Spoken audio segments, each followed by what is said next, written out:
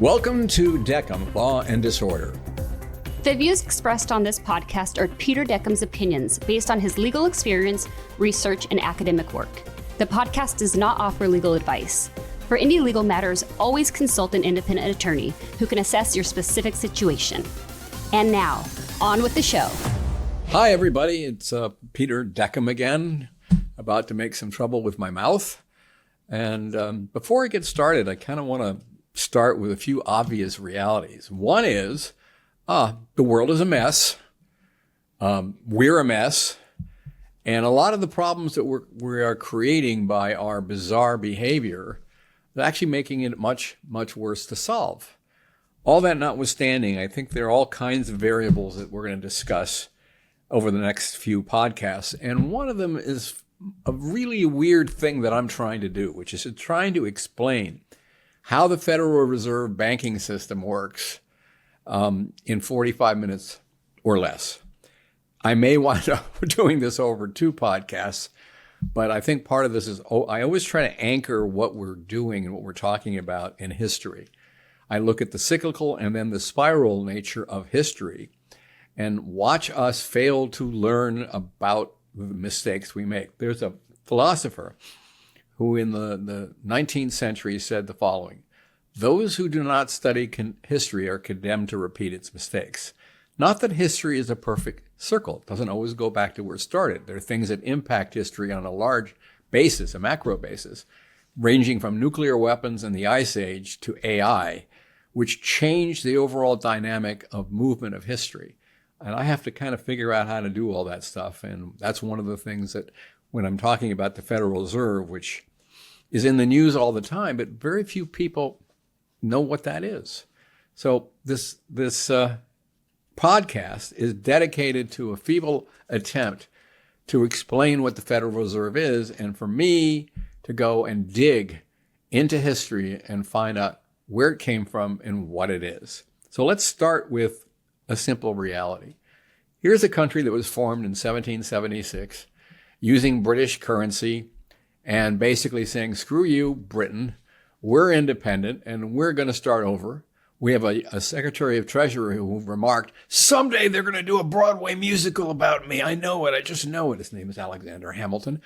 And you may hum a few, bars of tunes from that rather extraordinarily wonderful musical, which is in fact based in history.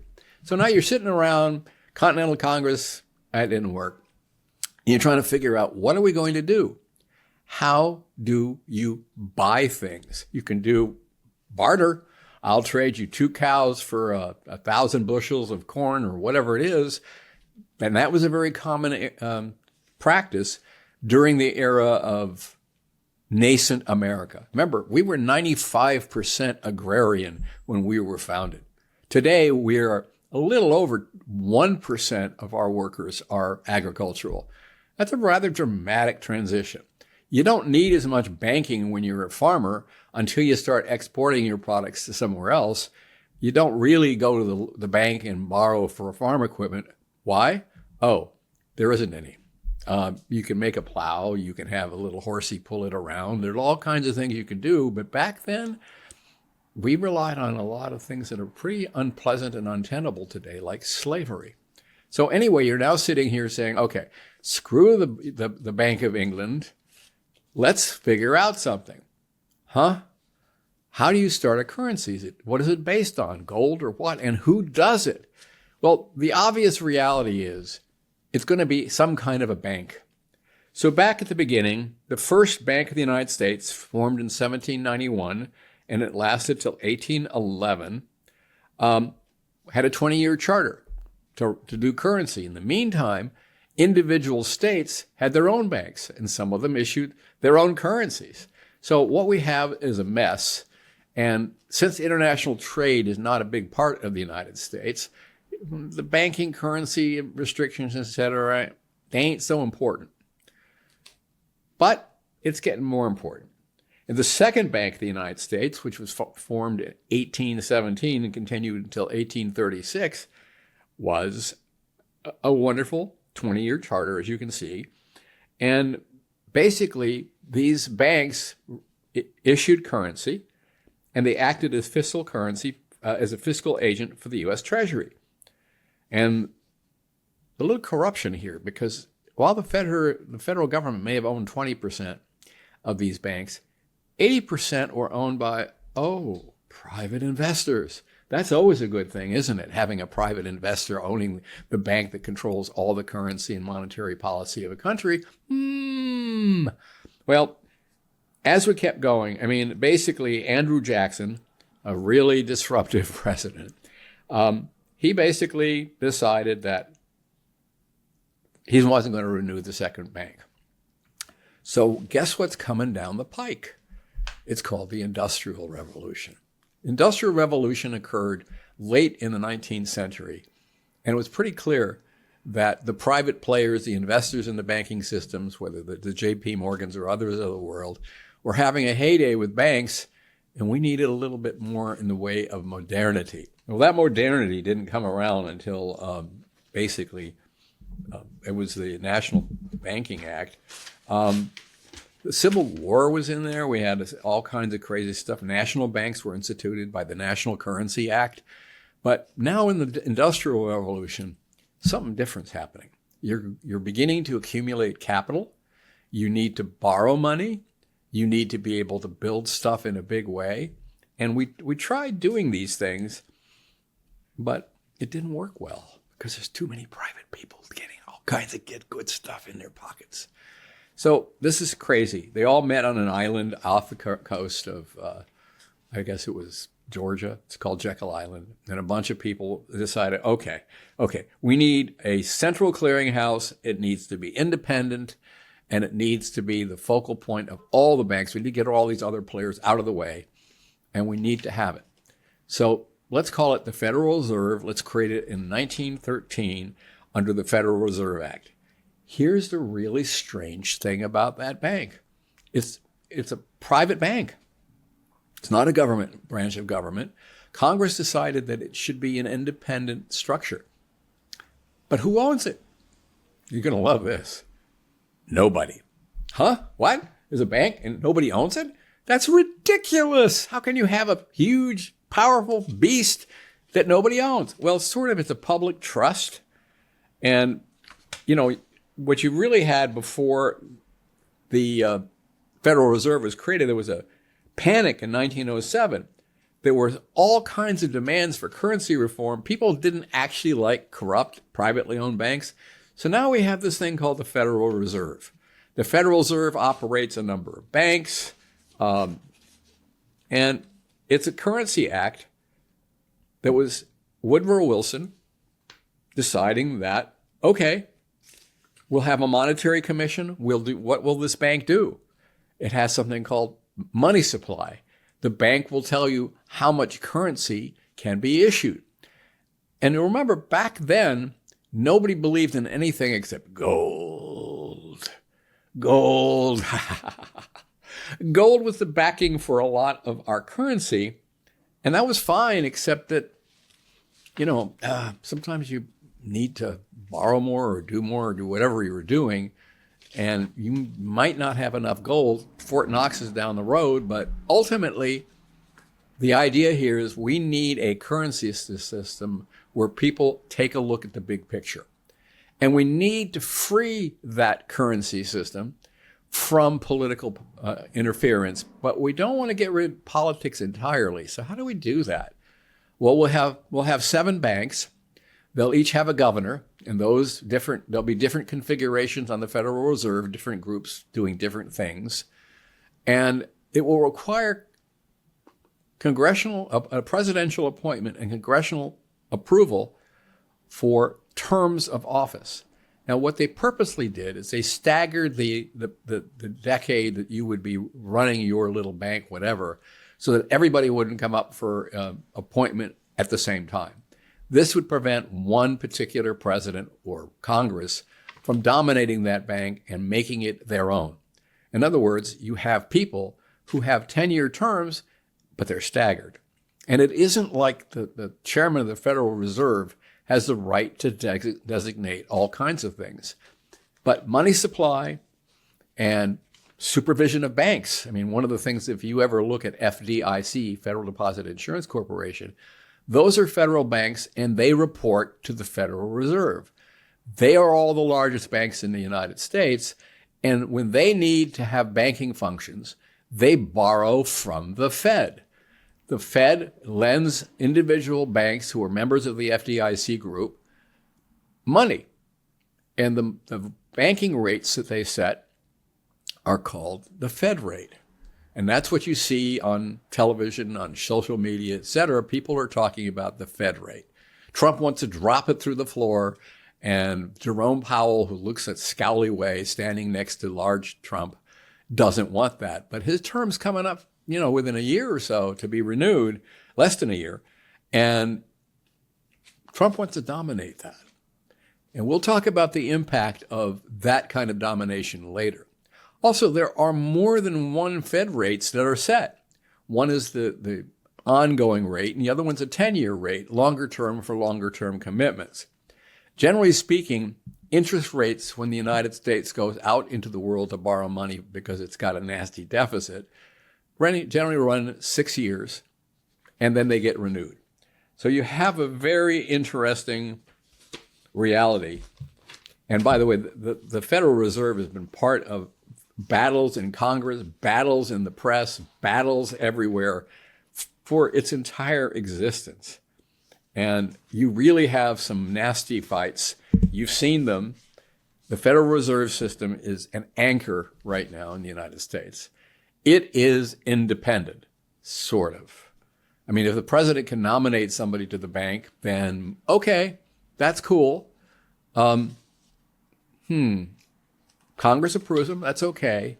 But at what point can the president screw it up? And that's what we're going to talk about a little bit today, because we have a president who wants control of absolutely everything. And there are a lot of Republicans and others who say, hey, he's the president, let him guide us to wherever we need to go. Where do we need to go? Well, let's talk a little bit about what other things.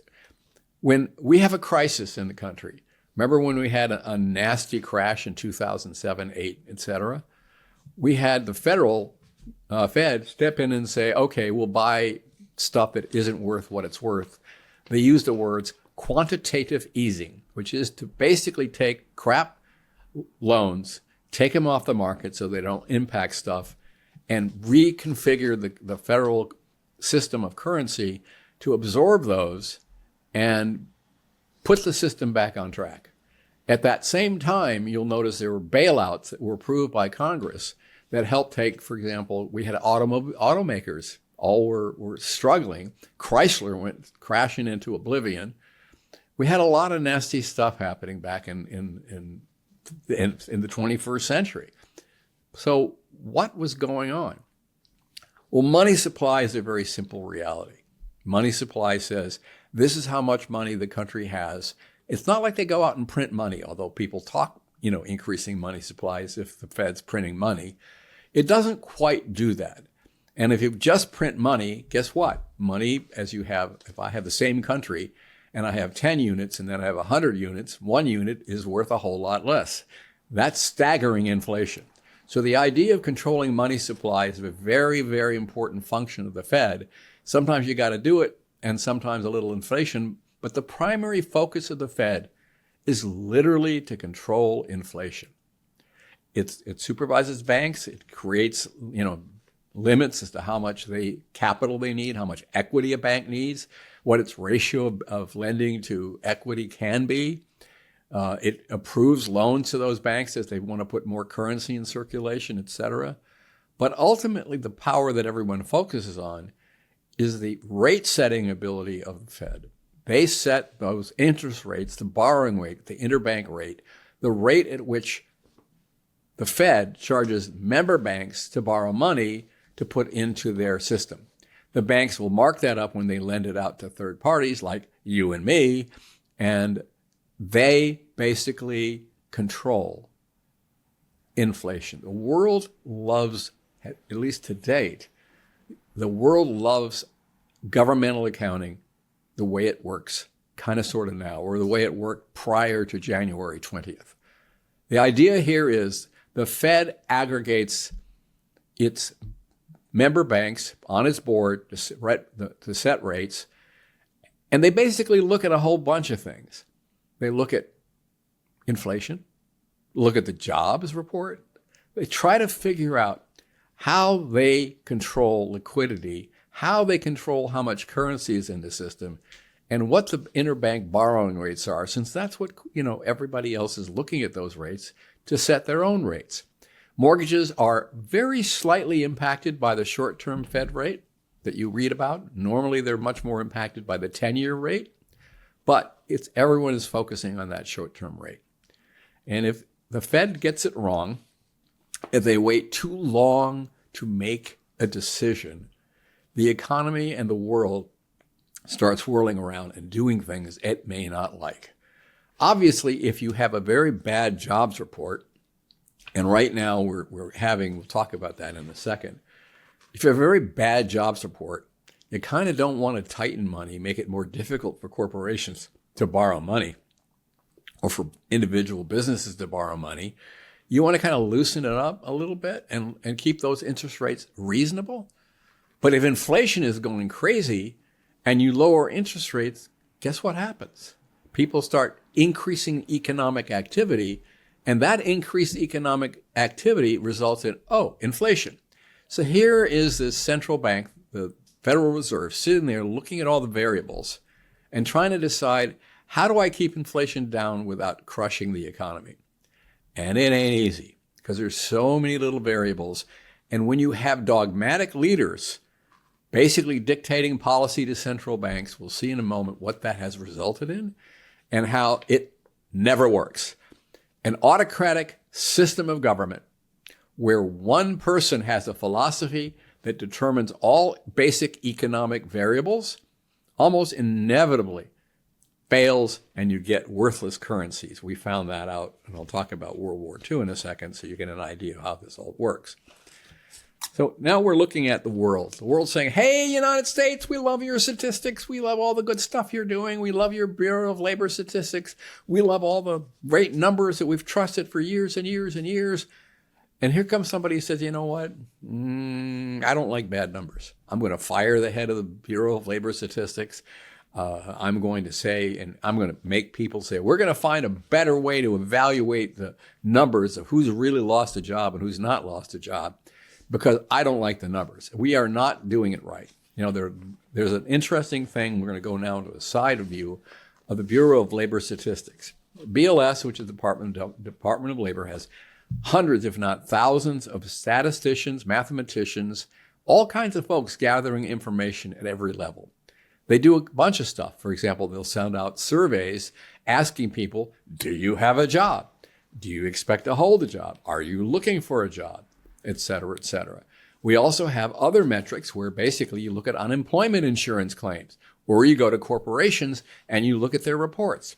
The problem with this complexity of statistical information is it's too much.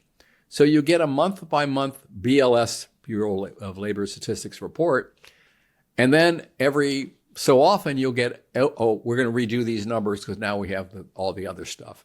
At the beginning of assessments, what you get is a survey of human beings, whether they're working or not working. That's a simple job survey. That comes out and it tells the world this is how it changes from month to month, how it's being different. But then after those numbers are released, people say, okay, it takes a while to digest all those unemployment statistics area by area. It takes a while to figure out what the corporations are doing and what their annual reports are saying. So every couple of months, you'll have a reassessment. Say, okay, you got the preliminary results. We're now going to give you a much more refined and more detailed version. And they're never the same. I mean, it's what's really odd. There may be trend lines. You may see something in individual employment and statistics that tell you the direction the countries are going in. But those numbers are never really that accurate. As a matter of fact, right now, if you look at people who are talking about these things, you'll see, well, we need to stop taking these surveys because people just never fill them out. We need to start finding a more objective. The reality is, over the years, those numbers consistently, the trends that they set, have been pretty accurate. Not in terms of the detail, but in terms of the trend lines. And what you have, if you have a political force in the United States that says, okay, I don't like them trend lines. I want to look like I'm a winner. So I need all the numbers to come out so they look real good. Well, the rest of the world is looking at us, and I'll show you in a moment, or I'll tell you in a moment, what happens when the world doesn't trust those numbers. We're getting very close to that point right now. But those labor numbers are still the most valuable tracking numbers for employment. In terms of inflation, the people looking at the consumer price index, the producer price index, you're looking at scaling at look at products and services to see where individual prices have gone up or gone down. They'll look at the overall economic activity, and they'll generate from that. And believe me, it's a lot of statistical work. It's a lot. It takes thousands of people to put that information together. And they're objective bureaucrats. They don't sit there and say, well, I don't like that number, I'll change it. It doesn't work that way. These people have been doing these jobs their entire lives, and they're doing it exactly the same way they did 10 years ago or 20 years ago. They're putting the numbers together as best they can, doing the work as best they can. And the people, as the information fritters up the Bureau of Labor Statistics, it is verified, it is checked, it is summarized, aggregated, collated, and reported, and kicked up again. So by the time that the head of the Bureau of Labor Statistics gets the numbers, they're pretty much thousands of people put together their numbers that individual's not capable of changing. But what can that individual do to manipulate those numbers? Well, number one, it can go back and start firing lots of people, reducing the staff, or issuing a new mechanism for how we measure unemployment, jobs, how we look at all these numbers. And that becomes problematical. When you change the methodology of how you accumulate information, the people who rely on that information go, what does that mean for me? What does that mean, for example, when I'm the Federal Reserve and I'm looking at the numbers from the Bureau of Labor Statistics, and they're using an entirely different system of coming up what the job numbers are? How do I take that? Do I take it as truth? Do I have to wait a few years to see if it works out? And you can see where all of a sudden the variables that the Federal Reserve has to look at, if they don't believe them, if the world doesn't believe them, then the numbers that the Federal Reserve is basing its rate-setting decisions on become a little problematical. And that's the problem. We have a lot of Secretary of Commerce. We have all kinds of people pumping numbers into what becomes the Federal Reserve's basis for making decisions. And when you can't trust those numbers as the Federal Reserve, trust me, neither does the rest of the world. So as we look at all that lovely stuff, let's take a look at what happens when you have an autocrat, whether it's, someone in Venezuela, Argentina. How about Germany? After World War I, that was even before my term, shock and surprise. After World War I, we had a president who wanted to have 14 points of fairness among all nations, the 14 points of something that he called the League of Nations. It was Woodrow Wilson. Woodrow Wilson was a tad of a racist, but he had some interesting political and economic decisions to make because the United States was rising in World War I as a superpower. We were already making Ripley sounds, and we were already looking really strong, etc. Woodrow Wilson wanted the peace that generated between Germany and the rest of the world to be one that reflected potential fairness and growth. France, on the other hand, was really, really, really pissed at the Germans. So France, at the Treaty of Versailles, it intended to make the Germans suffer, pay massive amount of reparations, take territory away, all kinds of crap. And Woodrow Wilson would have none of it. But then the Spanish flu hit. And Woodrow Wilson got the Spanish flu. Woodrow Wilson's reaction to the Spanish flu was to have a stroke. Woodrow Wilson was a helpless rag of a man. His wife sort of said, "Okay, I can talk to him. I'll get him. We'll work with him." So you put a top hat on the guy, send him to Europe, and the reality is he'd started wandering off. People would say, "This way, Mr. President." He would mumble, and people would know what he was saying. He lost the power to convince his own Congress about the League of Nations. He lost the power to push the French to a fair position.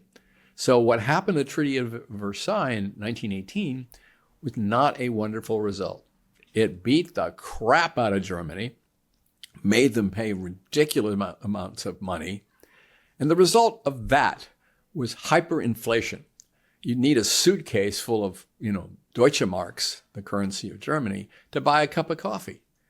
Germans were living in poverty. The whole country was a mess, and France was cackling. There's a little guy sort of got into jail for a while, a beer hall putsch or something. He was an Adolf, and he wasn't a meat tenderizer. He was a nascent dictator. Adolf Hitler said, "You know what? Screw the rules. Screw France. We're building military stuff. I'm going to make Germany great again." Ooh, I've heard those words somewhere without the word Germany. But I'm going to make us powerful again. Without that economic reality pushed onto the Germans by the French, without that hyperinflation, without a central bank with some semblance of normalcy, we got World War II. Hitler decided he was going to start looking for Lebensraum, which means room to live, and he was going to take all countries and punish Europe for punishing them. It's kind of not a good thing when you have that as the basis of your economy. But Hitler did that. And the net impact of that, we know. Millions and millions of Jews killed, Romas killed. We had slaughter everywhere. It's a merciless, awful war. And it was a world war. Virtually every corner of the planet was impacted by that war. And the result after that war, Truman realized had to be a national get-together, and we call that the United Nations. But the Federal Reserve was running through all this stuff, and we were, wars cost money, and there's not enough money in the system to tax people. So the United States began borrowing.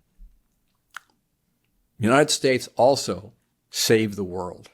We had, during FDR's New Deal, he began constructing massive amounts of power generations in the form of big hydroelectric projects, Tennessee Valley, Hoover, Grant, et cetera, dams. We had overcapacity of electricity, and that overcapacity of electricity saved the world from Hitler because we were able to manufacture munitions for everybody. But now the banking system is kind of screwed up. So I decided, with this history in mind, I kind of want to look at the Federal Reserve after World War II. It's an interesting philosophy. You may have heard this somewhere where people mutter the words guns and butter. Butter means economic prosperity. Guns means war. Generally speaking, the rule of economics is you can't have guns and butter. You could have guns or butter. The austerity we saw during World War II, where people were, ration coupons and people contributing metal and other things to, rubber, whatever, people driving less, all that was guns or butter. But somehow, when the Vietnam War began to bubble, in the 1960s and 70s, somebody decided, you know what, we need to cut taxes. We need to be nice to people. We can't really screw people over just because we're at war. So we had guns and butter. Guns and butter mean budget deficits. So starting with the Vietnam War, the United States began to become a borrower nation. We borrow more money as a percentage of our GDP than most other industrialized countries. We are a major borrower. So what do you mean borrow, Peter? There's no international bank we go to. Well, that's what the Fed does. In conjunction with the Department of the Treasury, the Fed basically creates a borrowing base by selling Treasury bonds. Treasury bonds, as you know, basically generate an interest rate. And for most of post-World War II, it's been fairly low. The interest rates have not been staggering. Sure, there have been moments where it's gone up, but basically when you buy a Treasury bond, there's an interest rate attached to that bond and a maturity date attached to that bond. You can sell the bond before the maturity date, but the interest that's being generated is basically fixed at the time that you buy the bond. So now we have a situation where the United States has become a major borrower by selling these treasuries. You look at the deficit and you think, that's interesting. Why can't we just pay stuff as we go? Because we have an addiction, especially when it comes to business. Business has gotten more and more and more powerful in the United States. And you have major campaign contributions from billionaires and millionaires and corporations. We have K Street, where lobbyists, their whole job is to convince the government to do things. And what you get is tax cuts when they shouldn't be tax cuts. In other words, when you cut taxes, but you're running up expenses, it's like a teenager with a credit card. It's a very dangerous and volatile combination, but one we have gotten quite addicted to. So what happens when you're fighting a war, and who starts it is largely irrelevant because money gets borrowed. If you cut taxes, and Republicans love to cut taxes, Democrats spend, Republicans reduce taxes, that's a perfect storm. And if you look at today, we're close to $37 trillion of deficit. That is a very, very huge, magnificently deducted, ridiculous number.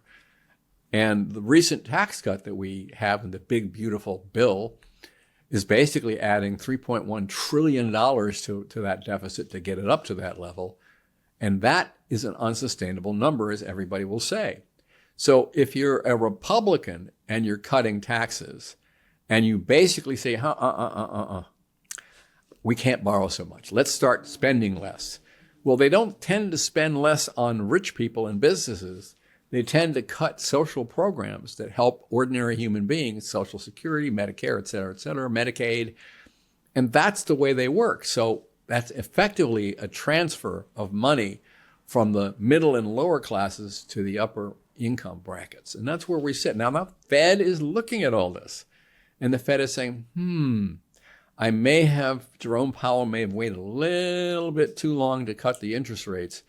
But until very recently, last 4 or 5 years, interest rates from the Fed rate were pretty close to 0 to 1%, maybe 2%.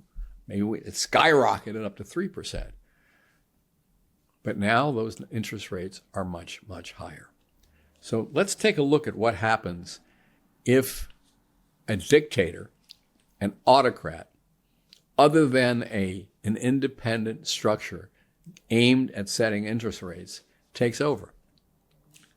There are no instances that I'm aware of in the world where an autocrat setting borrowing rates, we'll talk about China in a moment, because that's sort of an exception, but sort of not.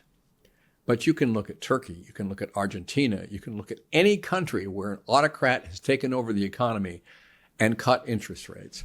Well, that's terrific for the people in the country until reality sets in. Because if you're a lender, i.e. you're a buyer of treasuries, and usually the buyers of treasuries are large governmental institutions or large financial institutions outside the United States, you look at those numbers and you say, if the numbers from the Federal Reserve are not accurate, if it's not an independent and credible financial economic source of information, then I'm looking at about what I demand in interest rates from a government I don't trust anymore. Autocrat, I don't trust you anymore.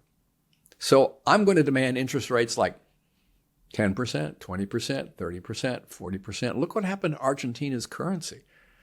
Again, it looked like the people from Germany brought their suitcases over and the currencies were still being used to go out and buy a cup of coffee. In short, by the time the world deals with your stupidity and your arrogance, you will pay through the nose. So you may get a couple of months of, oh God, look, the interest rates are coming down.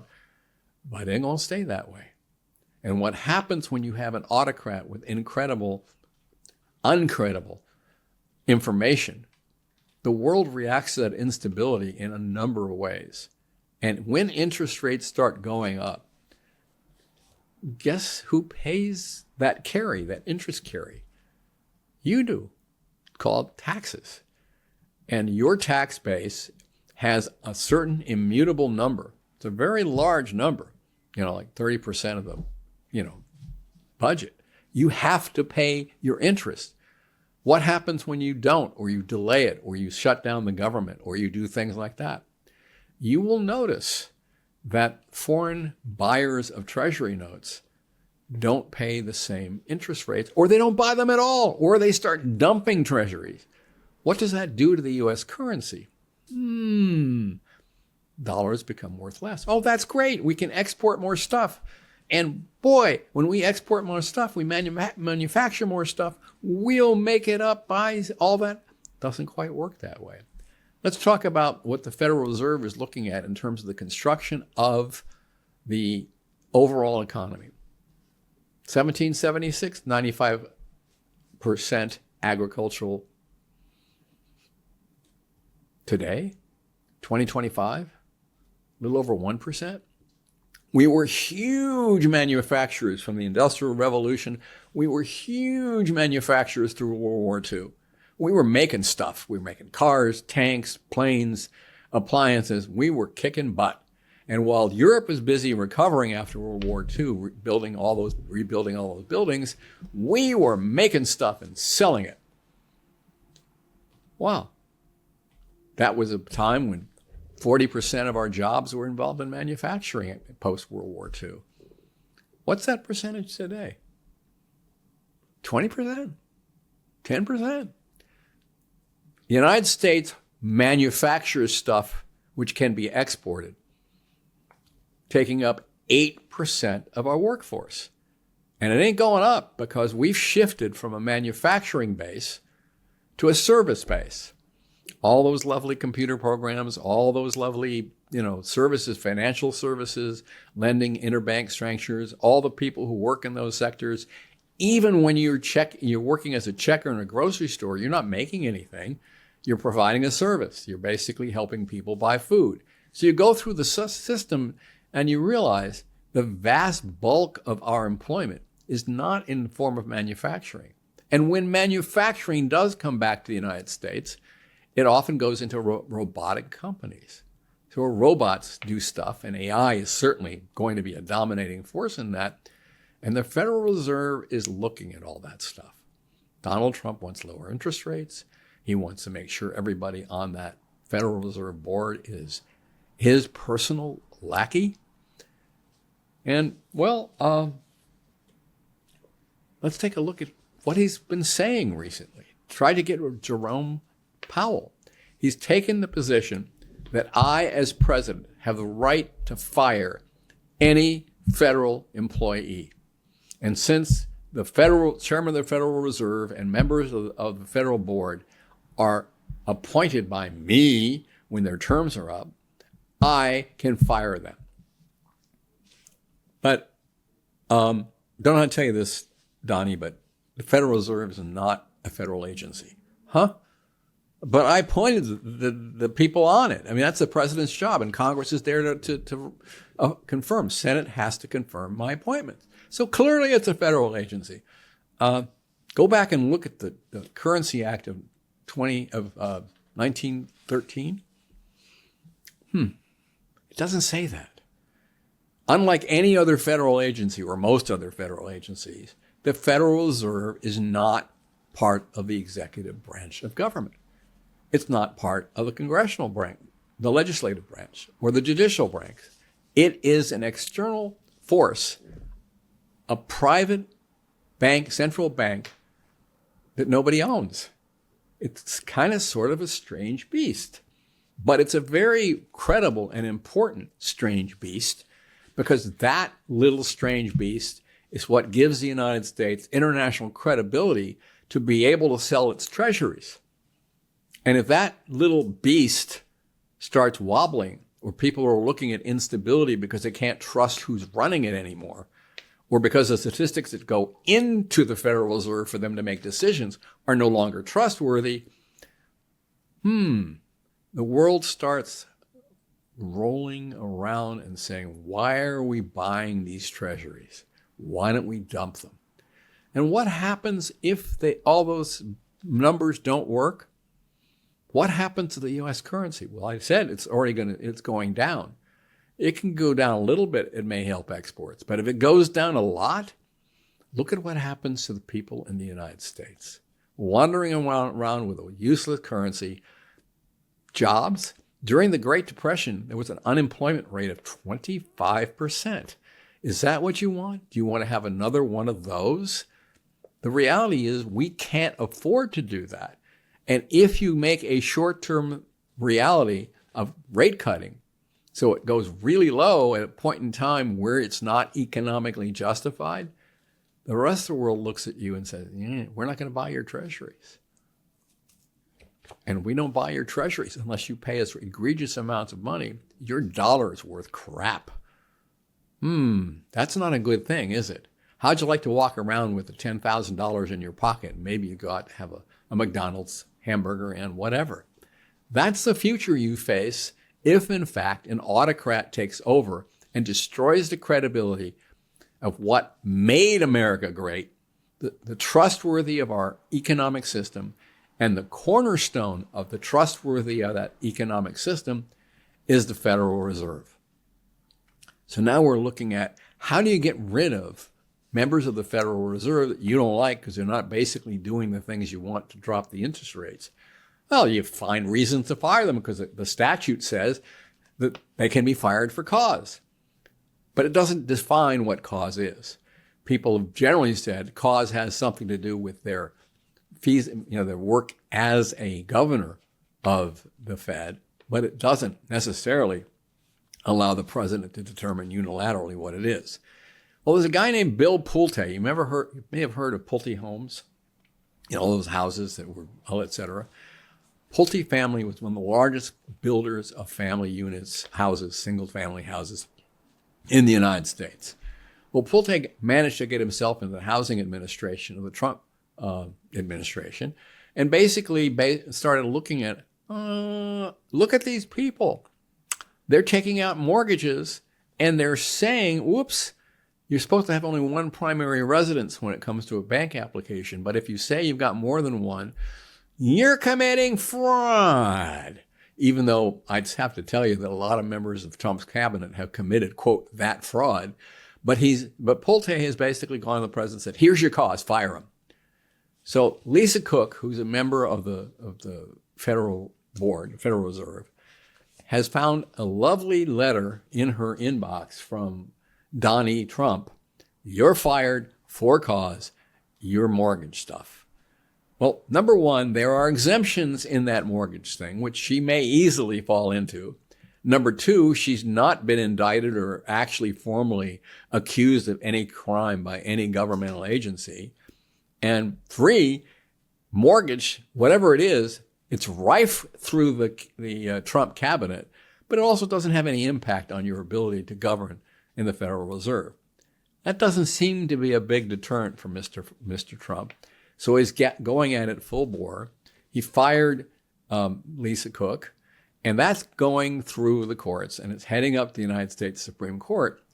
The Supreme Court has already decided on other federal agencies that are nothing like the Federal Reserve. They're not independent, like the National Labor Relations Board and other federal agencies, that indeed the Trump can fire those agency executives. But this isn't the same thing. The Federal Reserve is a federal corporation that nobody owns, but has a mandate to be independent, be accurate, and do what it does. Now, I think that the Federal Reserve is going to begin a litany of beginning to drop interest rates unless inflation gets out of control, and they'll stop doing that. They'll go the other way.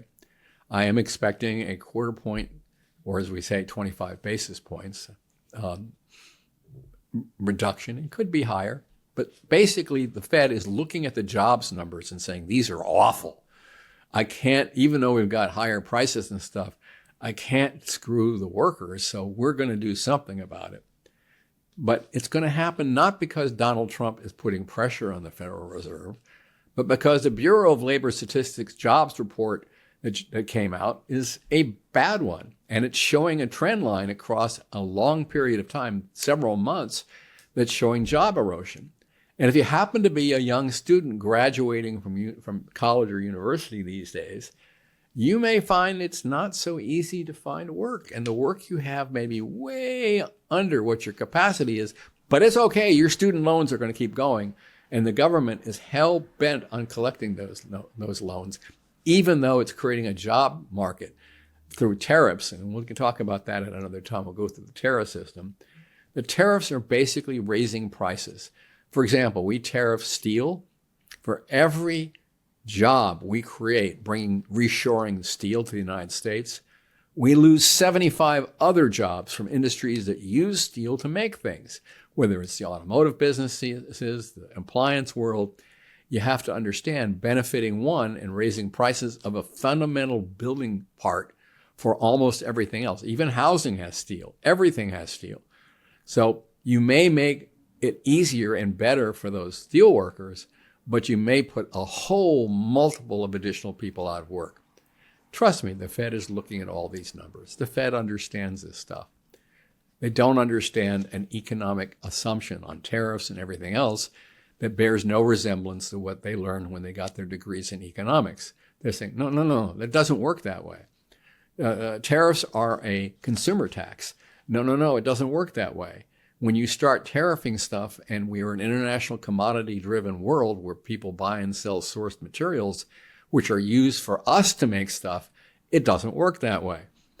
But if you have an autocrat who says, it works that way because I say it does, why do I have tariffs? Why do I raise them? Because I can. That's interesting. We're going to talk about, coming up in upcoming podcasts, the world that we're creating for ourselves, where we're driving our allies away. And you're looking at the Federal Reserve and saying, look, our job is to preserve the American economy, but we have to be reactive. We don't control what you spend, Congress.